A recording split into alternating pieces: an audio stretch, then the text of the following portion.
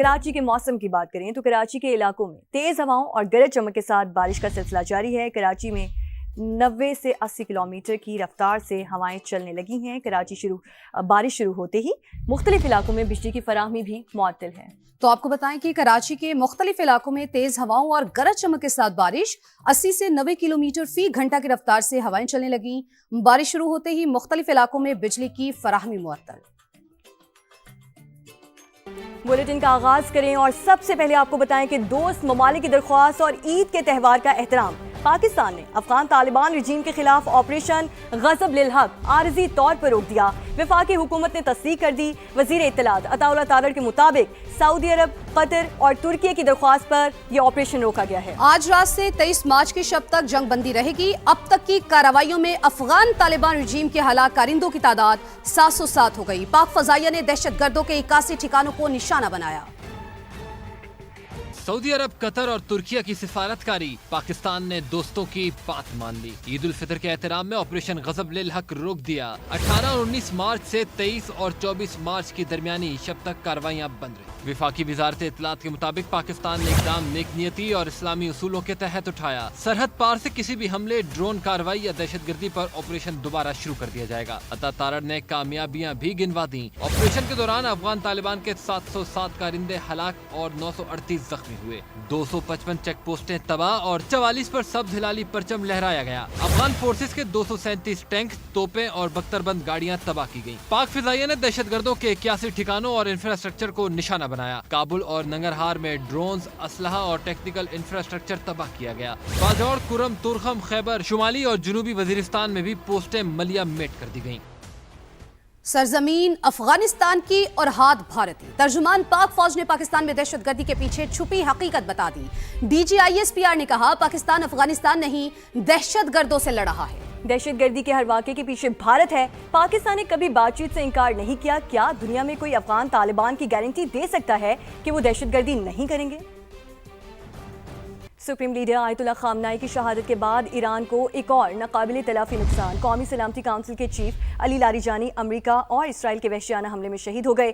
مشرقی تہران میں ڈپٹی علی باطینی اور بیٹے مرتضیٰ سمیت نشانہ بنایا گیا۔ بسیج فورس کے کمانڈر غلام رضا سلیمانی بھی شہیدوں کی صف میں شامل۔ علی لاریجانی کا آہوں اور سسکیوں میں سفر آخرت۔ تہران میں انقلاب اسکوائر پر نماز جنازہ ادا کیا گیا۔ اداس چہروں پر آنسو کی جھڑی۔ ہزاروں افراد نے محبوب رہنما کو الوداع کہا۔ ظالمانہ حملوں کے خدشے کے باوجود ایرانیوں کا حوصلہ اور عزم بلند۔ شرکا کے ہاتھوں میں ایران کے جھنڈے، اللہ اکبر کے نعرے، بدلہ لینے کا عہد کیا۔ بسیج فورس کے سربراہ غلام رضا سلیمانی، علی باطینی اور دیگر شہداء کی بھی نماز جنازہ ادا کر دی گئی۔ ایرانی صدر نے انٹیلیجنس منسٹر اسماعیل خطیب کے شہید ہونے کی تصدیق کر دی۔ پاسداران انقلاب کا بدلہ لینے کا اعلان، کہا شہداء کا خون رائیگاں نہیں جائے گا، ایک ایک قطرے کا حساب لیا جائے گا۔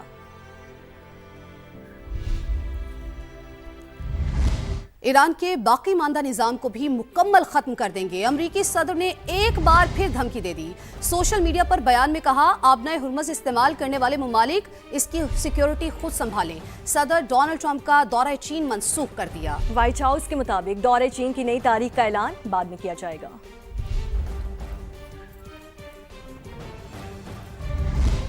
اور ایران کو معاشی طور پر تباہ کرنے کی کوششیں۔ امریکہ اور اسرائیل کے بوشہر میں پارس گیس فیلڈ پر حملے، آگ بھڑک اٹھی، شہادتوں کا بھی خدشہ۔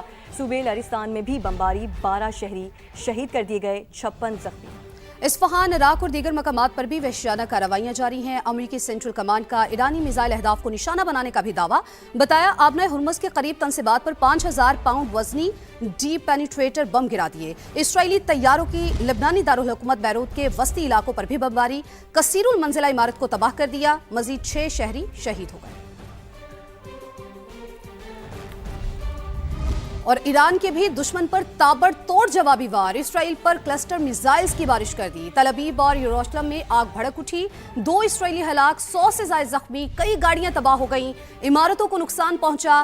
تل ابیب میں ٹرین سٹیشن متاثر، 24 گھنٹوں میں 192 افراد زخمی ہو گئے۔ सहूनी इलाकों में खौफ का आलम है। हिजबुल्लाह ने भी शिमाली इसराइल पर रॉकेट चला दिए।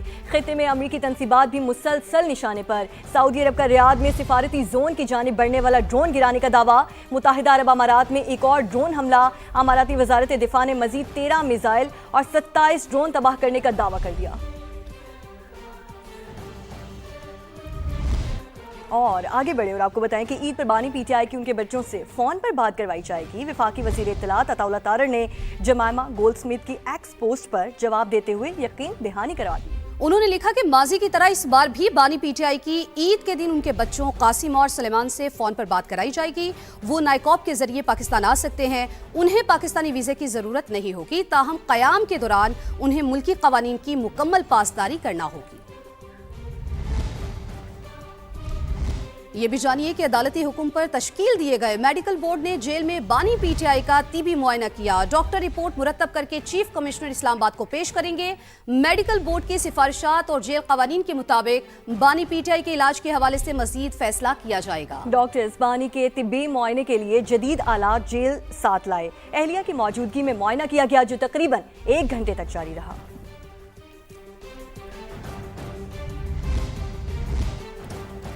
सऊदी अरब में शवाल का चांद नजर नहीं आया। ईद उल फितर जुम्मे को होगी। मुत्तहिदा अरब अमारात में खुले मैदानों में नमाज ईद की अदायगी पर पाबंदी लगा दी गई है। पाकिस्तान में शवाल का चांद देखने के लिए मरकजी रोयत हलाल कमेटी का इजलास कल होगा। स्पार्को ने ईद उल फितर 21 मार्च यानी कि हफ्ते को होने की पेशगोई कर दी है। और ईद की तैयारियों का फाइनल राउंड, तैयारियों को टॉप गियर लग गया। कराची के बाजारों में भी खूब गहमा गहमी।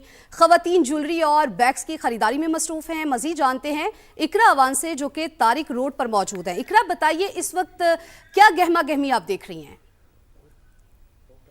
आप देख सकते हैं कि मार्केट में इस वक्त जो है अफ्तार के फौरन बाद से गहमा गहमी उरूज पर है। रात देर तक खवातीन जो है वो बाजारों में शॉपिंग करती हुई नजर आ रही हैं। कोई कपड़े ले रहा है तो कोई मैचिंग के सैंडल्स मैच कर रहा है। और साथ ही साथ अब जो हमें ज्यादातर रश नजर आ रहा है वो बैग्स और ज्वेलरी की स्टॉल्स पर नजर आ रहा है। खवातीन का कहना है कि कपड़ों की सिलेक्शन के बाद जो सबसे ज्यादा मुश्किल तरीन मरहला है वो ज्वेलरी मैच करना और कपड़ों के साथ के बैग्स मैच करना है। खवातीन का कहना है कि जल्द अज जल्द जो है वो हम अपनी शॉपिंग जो है वो मुकम्मल करने की कोशिश कर रहे हैं। जी, और कराची के बाद लाहौर का रुख करें तो वक्त कम है और मुकाबला सख्त। लाहौर के अनारकली बाजार में खरीदारों का रश।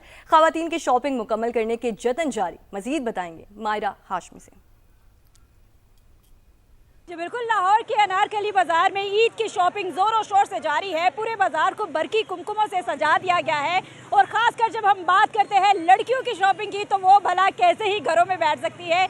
यहाँ पूरे बाजार में पाँव रखने की भी जगह नहीं है। और लड़कियाँ जिन्होंने अपने कपड़े खरीद लिए हैं और वो मैचिंग ज्वेलरी की तलाश में है, और खासकर कश्मीरी ट्रेंड जिसको वो फॉलो कर रही है। और जल्द अज जल्द यही कोशिश की जा रही है कि हम अपनी शॉपिंग मुकम्मल करें। बेशक चूड़ियों का सेट उन्हें 2000 में मिलता है, तो बहुत ही खूबसूरत मनाजिर है। बच्चे हो बड़े हो सभी अपनी ईद की शॉपिंग मुकम्मल करते हुए हमें दिखाई दे रहे हैं।